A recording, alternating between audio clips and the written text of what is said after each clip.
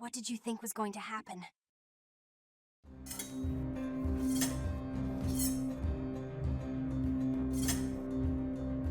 Chapter 24. My sense of how he received this suffered for a minute from something that I can describe only as a fierce split of my attention. A stroke that at first, as I sprang straight up, reduced me to the mere blind movement of getting hold of him, drawing him close, and while I just fell for the support against the nearest piece of furniture, instinctively keeping him with his back to the window. His appearance was full upon us that I had already to deal with here. Peter Quint had come into view like a sentinel before a prison. The next thing I saw was that, from outside, he had reached the window, and then I knew that close to the glass and glaring in through it, he offered once more to the room his white face of damnation. It represents but grossly what took place within me at the sight to say that on the second my decision was made, yet I believe that no woman so overwhelmed ever in so short of time recovered her grasp of the act. It came to me in the very horror of the immediate presence that the act would be, seeing and facing that I saw and faced, to keep my boy himself unaware. The inspiration, if I can call it by no other name, was that I felt how voluntarily, how transcendingly it might. It was like fighting with a demon for a human soul, and when I had fairly so appraised it, I saw how the human soul, held out in the tremor of my hands at arm's length, had a perfect dew of sweat on a lovely childish forehead. The face was close to mine, as white as the face against the glass, and out of it presently came a sound, not low nor weak, but as if from much further away, that I drank like a waft of fragrance. Yes, I took it. At this, with a moan of joy, I drew him close, and while I held him to my breast, I could feel in the sudden fever of his little body the tremendous pulse of his little heart.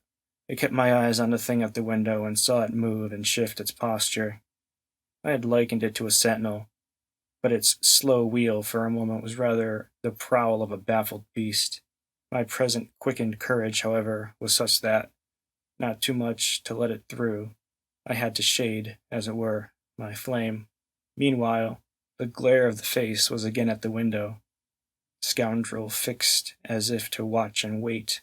It was the very confidence that I might now defy him, as well as the positive certitude by this time of the child's unconsciousness, that made me go on. What did you take it for? To see what you said about me? You opened the letter?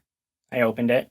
My eyes were now, as I held him off a little again, on Miles's own face, in which the collapse of mockery showed me how complete was the ravage of uneasiness. What was prodigious was that at last, by my success, his sense was sealed and his communication stopped. He knew that he was in presence, but knew not of what, and knew still less that I also was and that I did know. And what did this strain of trouble matter when my eyes went back to the window only to see the air was clear again and, by my personal triumph, the influence quenched? There was nothing there. I felt that the cause of mine and that I should surely get all. And you found nothing. I let my elation out. He gave the most mournful, thoughtful little headshake. Nothing, nothing, nothing, I almost shouted in my joy. Nothing, nothing, he sadly repeated. I kissed his forehead. It was drenched. So what have you done with it? I've burned it. Burned it? It was now or never. Is that what you did at school? Oh, what this brought up. At school? Did you take letters? Or other things? Other things? He appeared now to be thinking of something far off, and that reached him only through the pressure of his anxiety. Yet it did reach him. Did I steal? I felt myself redden to the roots of my hair, as well as wonder if it were more strange to put to a gentleman such a question, or to see him take it with allowances that gave the very distance of his fall in the world. Was it for that you mightn't not go back? The only thing he felt rather a dreary little surprise. Did you know I mightn't not go back? I know everything. He gave me at this the longest and strangest look. Everything? Everything. Therefore, did you? but I couldn't say it again. Miles could very simply. No, I didn't steal. My face must have shown him I believed him utterly, yet my hands, but it was for pure tenderness, shook him as if to ask him why, if it was all for nothing, he had condemned me to months of torment. Then what did you do? He looked in vague pain all round the top of the room and drew his breath 2 or 3 times over as if with difficulty. He might have been standing at the bottom of the sea and raising his eyes to some faint green twilight.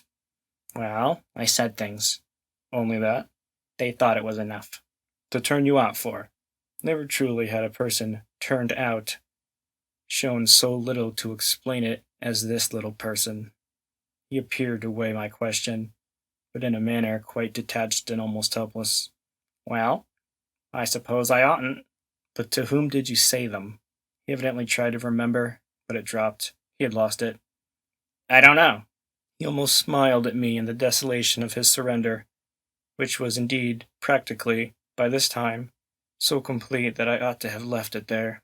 But I was infatuated. I was blind with victory, though even then the very effect that was to have brought him so much nearer was already that of added separation. Was it to everyone? I asked. No, it was only to... But he gave a sick little headshake. I don't remember their names. Were there so many then? No, only a few. Those I liked. Those he liked. I seemed to float not into clearness, but into darker obscure. And within a minute there had come to me out of my very pity the appalling alarm of his being perhaps innocent. It was for the instant confounding and bottomless, for if he were innocent, what then on earth was I?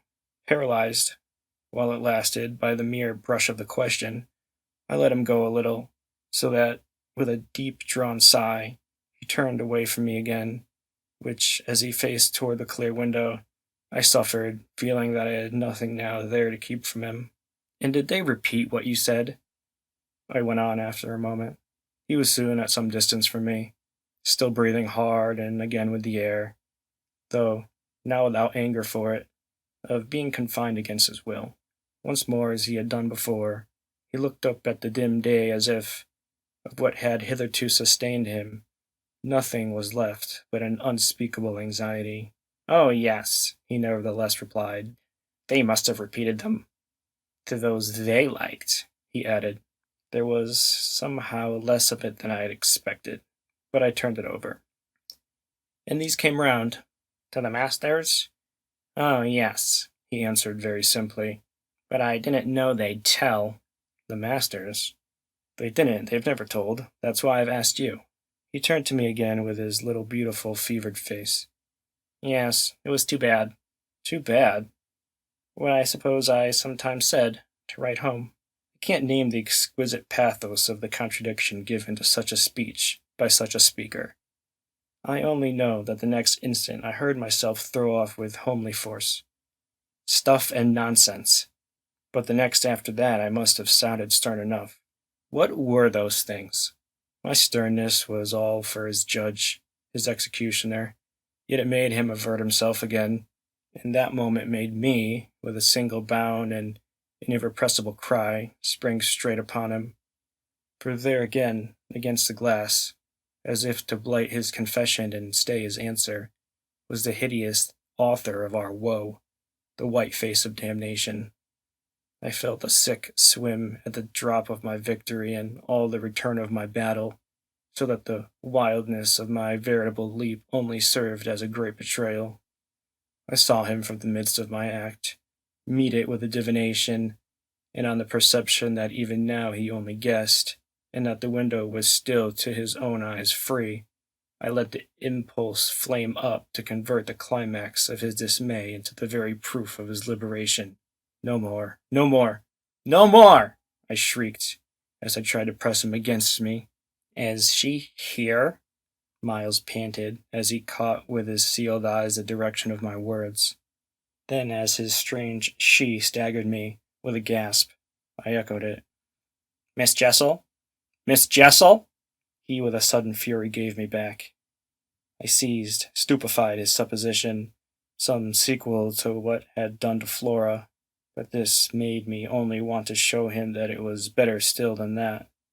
It's not Miss Jessel, but it's at the window straight before us. It's there, the coward horror, there for the last time. At this, after a second in which his head made the movement of a baffled dog's on a scent and then gave a frantic little shake for air and the light, he was at me in a white rage, bewildered, glaring vainly over the place and missing wholly, though it now, to my sense, filled the room like the taste of poison, the wide, overwhelming presence. It's he. I was so determined to have all my proof that I flashed into ice to challenging him. Whom do you mean by he? I was so determined to have all my proof. Peter Quince, you devil! His face gave up again. Round the room it convulsed supplication. Where? They are still in my ears. His supreme surrender of the name and his tribute to my devotion. What does he matter now? My own. What will he ever matter? I have you. I launched at the beast. But he has lost you forever. Then for the demonstration of my work. There! There! I said to Miles. But he had already jerked straight round, stared, glared again, and seen but the quiet day. With the stroke of the loss I was so proud of he uttered the cry of a creature hurled over an abyss, and the grasp with which I recovered him might have been that of catching him in his fall. I caught him, yes, I held him. It may be imagined with what a passion, but at the end of a minute I began to feel what is truly what I held. That we were alone with the quiet day, and his little heart, dispossessed, had stopped. If you're still here, do me a solid and give this story a chance to grow. Hit subscribe and drop a like. Thank you all.